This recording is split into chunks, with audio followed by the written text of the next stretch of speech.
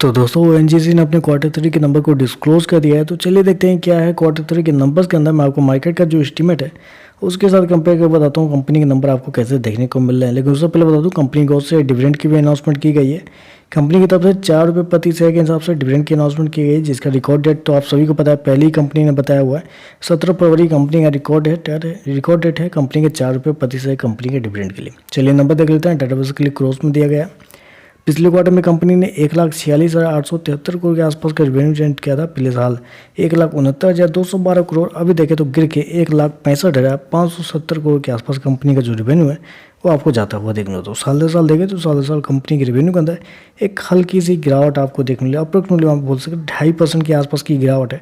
तो कंपनी का रेवेन्यू साल दर साल देखें तो 2.5 से 3% आपको गिरता हुआ देखने को मिला है। जबकि क्वार्टर जाते हैं तो क्वार्टर कंपनी के रेवेन्यू के अंदर एक अच्छी खासी तेजी आपको देखने को, अप्रोक्सीमेटली 14% के आसपास का जंप आपको देखने को मिला। मैं आपको बता दूं कंपनी ने रेवेन्यू तो 1,65,570 करोड़ के आसपास का जनरेट किया। मार्केट की जो एक्सपेक्टेशन थी कंपनी के रेवेन्यू को लेकर वो कंपनी के स्टैंड लोन रिजल्ट के ऊपर है। तो मैं आपको वीडियो के लास्ट में बताऊँगा कि क्या कंपनी के जो मार्केट एस्टिमेट है आपको देखने को मिल रहा है। खर्चे की बात कर लेते हैं तो देखिए पिछले क्वार्टर में 1,87,919 करोड़ खर्च किए थे। पिछले साल 1,56,317 करोड़, अभी देखें तो कंपनी के खर्चे 1,55,183 करोड़ के आसपास आपको देखने को मिले। तो कंपनी के खर्चे देखें तो कंपनी के खर्चे भी थोड़े से आपको ज़्यादा देखने को मिले, क्योंकि साल साल देखें तो कंपनी का रेवेन्यू 2.5 से 3% गिरता हुआ देखने को मिल रहा है। लेकिन जब खर्चे देखने के लिए जाते हैं तो कंपनी के खर्चे जो है वो 1% के आसपास ही आपको कम होता हुआ देखने को मिल रहा है। चलिए कंपनी के प्रॉफिट क्या है वो देख लेते हैं।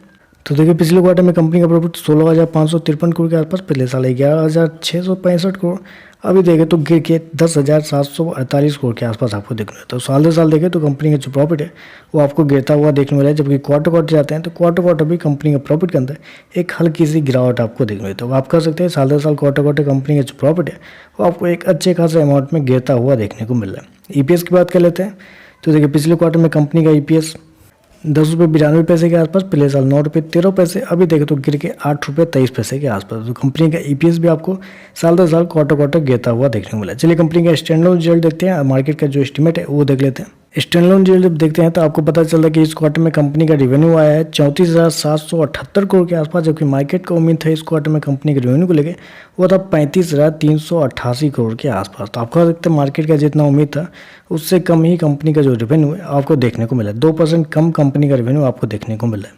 चलिए कंपनी का प्रॉफिट क्या है वो देख लेते हैं। तो देखिए पिछले क्वार्टर में कंपनी का प्रॉफिट था अप्रोक्सीमेटली 10,216 करोड़, पिछले साल 11,044 करोड़, जबकि अभी है 9,535 करोड़ के आसपास। जबकि मार्केट का उम्मीद था इस क्वार्टर में कंपनी के प्रॉफिट को लेकर वो था 10,291 करोड़ के आसपास। तो अभी भी देखें तो मार्केट का जो प्रॉफिट है वो आपको जितना मार्केट की उम्मीद थी उससे कम ही आपको देखने मिला। अप्रोक्सीमेटली 7% कम आपको देखने मिला मार्केट की जो एक्सपेक्टेशन थी उससे कंपनी के प्रॉफिट के अंदर।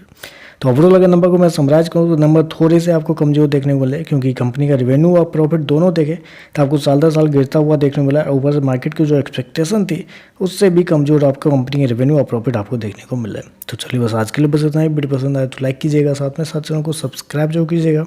धन्यवाद।